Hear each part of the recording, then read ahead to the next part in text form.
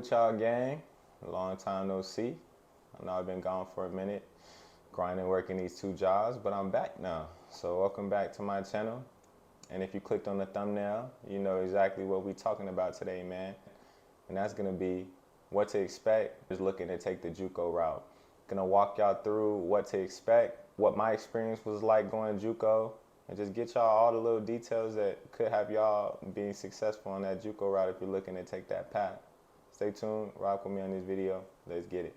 Before we dive into this video, I'm just gonna briefly go over an intro. For those that don't know, my name is Alan Busey. I'm originally from Anchorage, Alaska. Played football at Robert Service High School up in Alaska. After high school, I sat out for a few years, didn't get any scholarship offers before ultimately taking the junior college route. That led me to 3 different JCs. We'll touch base on those JUCOs later on in the video, but just wanted to give y'all a brief intro of who I am and let y'all know that I am a JUCO product, and this video is gonna help y'all get through being a JUCO product too. Now, before we dive into this video on my 8 things you should expect when taking the JUCO route, first I just want to explain to you what the term JUCO is. So throughout this video, you're going to hear me refer to the term JUCO, and basically what it's short for is junior college. Junior college gives athletes chances that they didn't get in high school, whether that being under-recruited from a place where they didn't play big competition, a chance to really prove themselves and bet against better competition. Now that we touched over what JUCO stands for, it's time to talk about the 2 different divisions that come with junior college football. First being the CCCAA, which takes place in California. There are about 114 teams that you have the opportunity to play for and against. Out of those, only about 11 have student housing.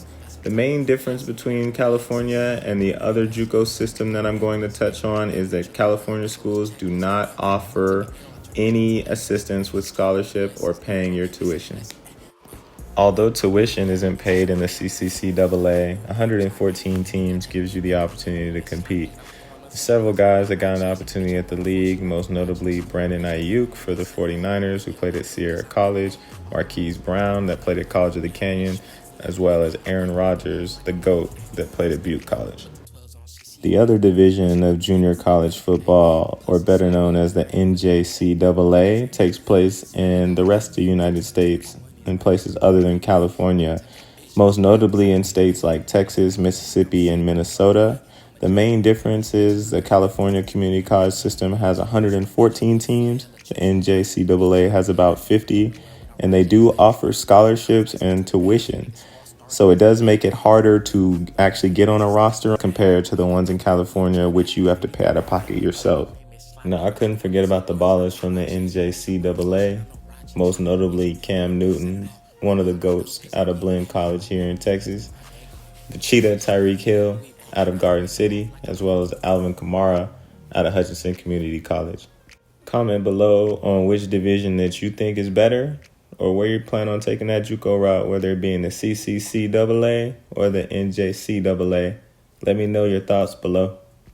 Now let's get back to this video. Number 1, make sure you go somewhere where you have the opportunity to compete/play. So there's never a guarantee that you're going to go straight into a program at JUCO and start right away, but you should at least go to a program where you can compete right away and have an opportunity to see the field, whether that being special teams, whether that be as a backup receiver, going and getting some blocking in, putting some good stuff on tape.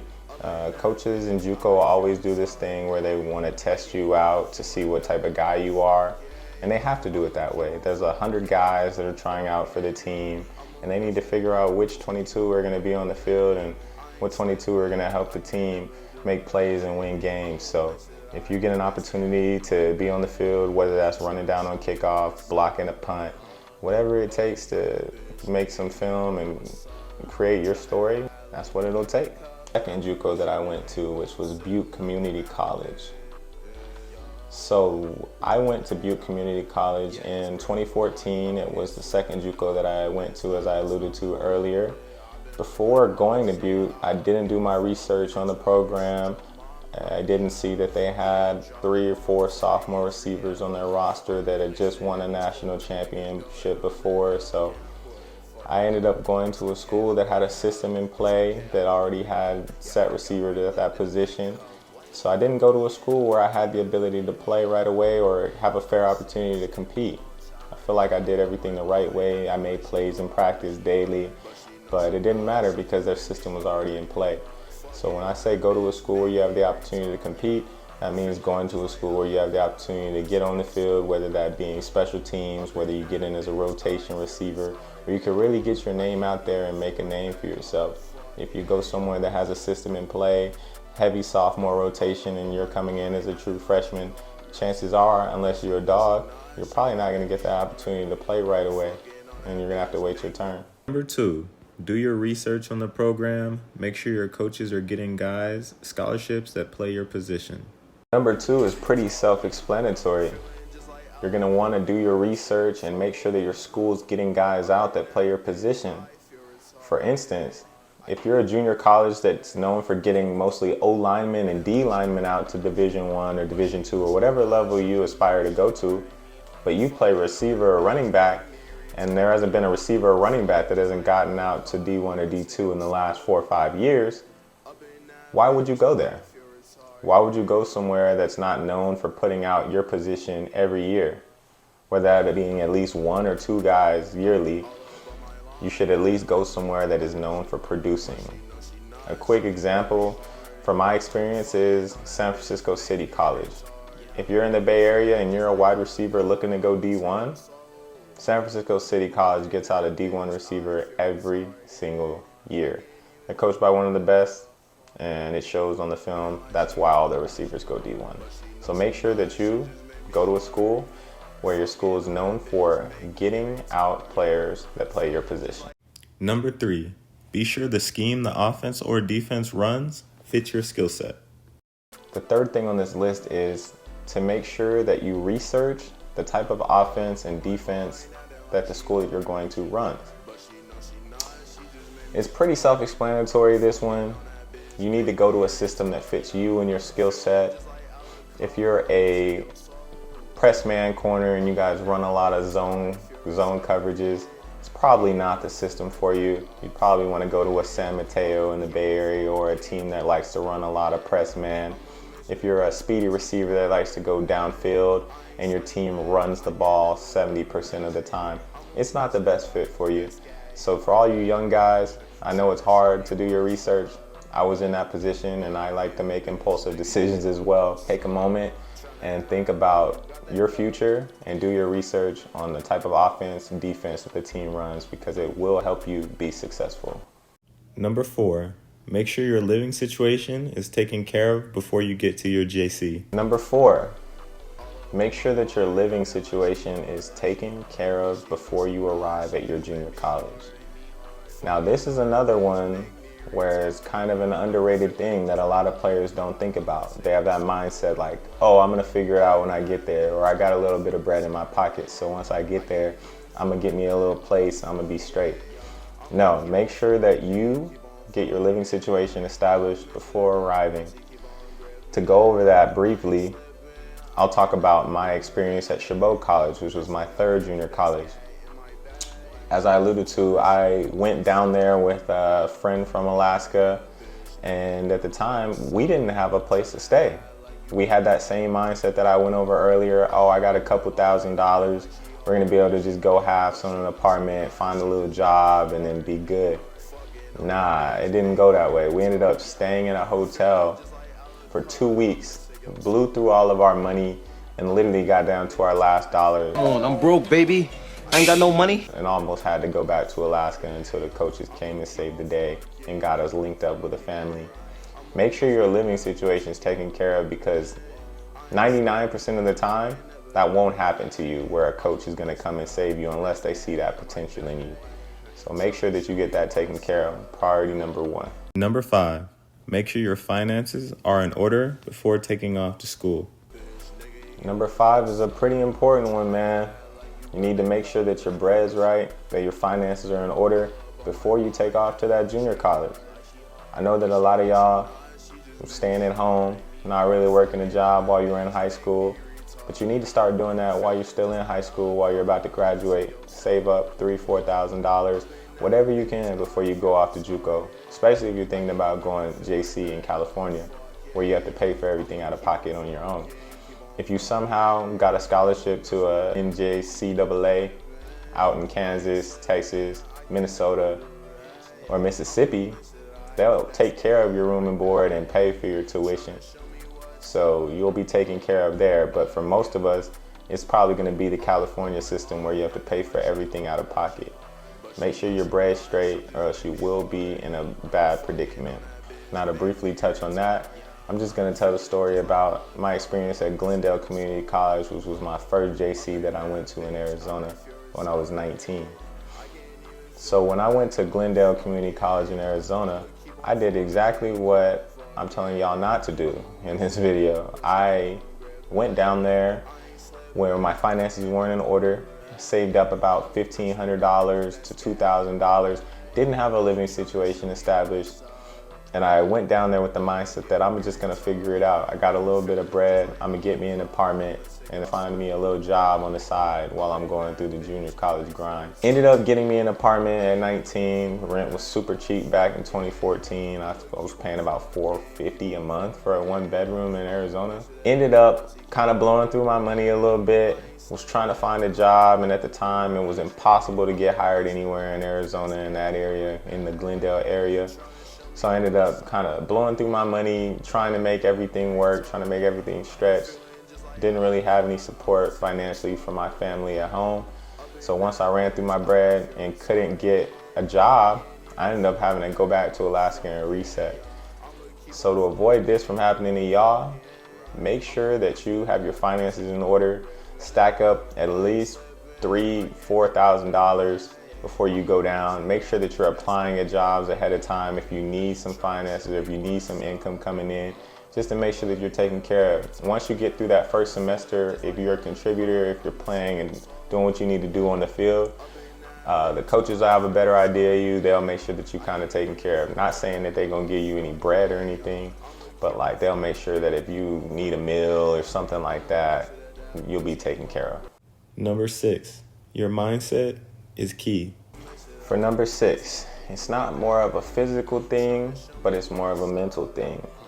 And that is that your mindset is key when you're going through that junior college grind, and it's how you deal with adversity.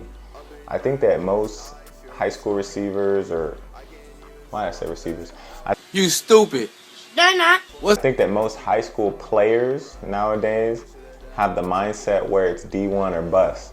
So I think that everyone's thinking that the junior college route is gonna lead me to D1, or I'm just not gonna play football type shit. So the way that you handle adversity is gonna be really crucial during your times during JC, and you have to kind of embrace that role. Most people think that they're gonna come in and start, when in reality they might end up being the 2nd or 3rd string player on the depth chart. The best advice that I can give you is, if you do come into a situation like that where you're not starting right away, or you're battling some kind of adversity, make sure that you stay the course on that. Make sure you keep grinding and you're the same person from the day that you get there to halfway through the season when you're not playing, or if you're getting 5 snaps a game.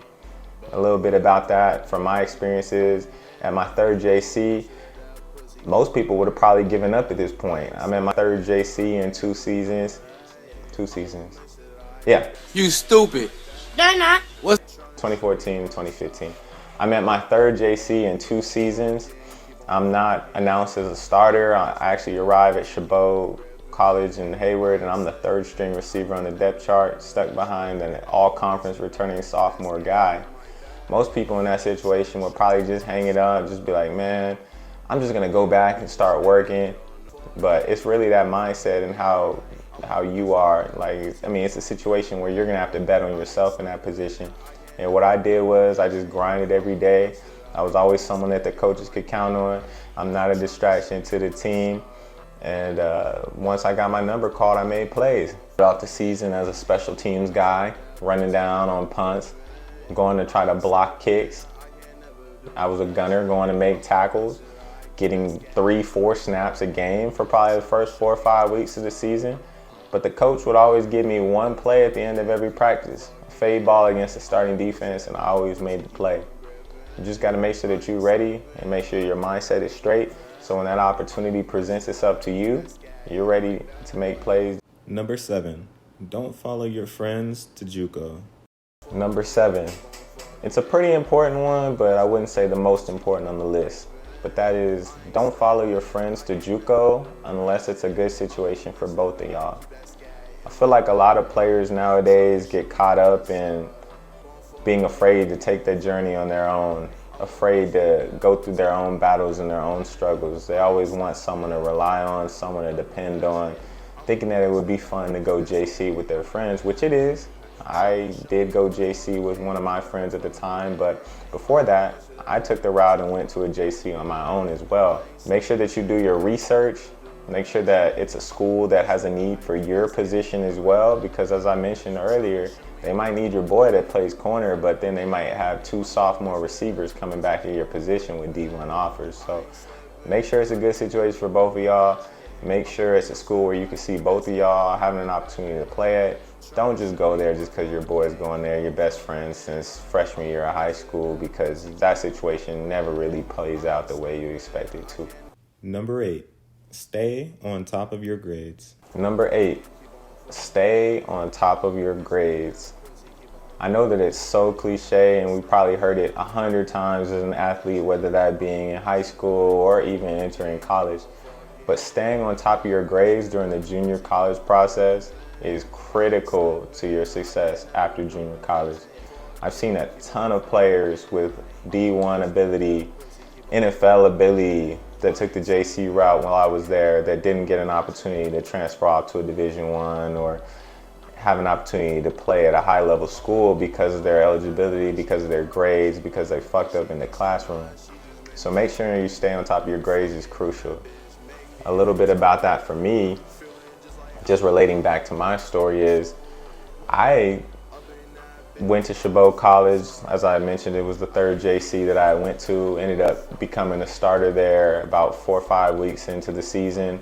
Ended up having a really good freshman year where I had 1,100 yards and 12 touchdowns as a freshman. I got All-State, which is an award given to the best 8 receivers in the entire state. After earning that as a freshman, I felt like I was on top of the world, and I felt like I was on a straight D1 trajectory. Like I was getting all kinds of Power 5s coming to visit me in the weight room, visit me during practices, visiting me during class time and everything like that, getting a text from coach like, hey, AB, come to the office. Fresno State's here to see you.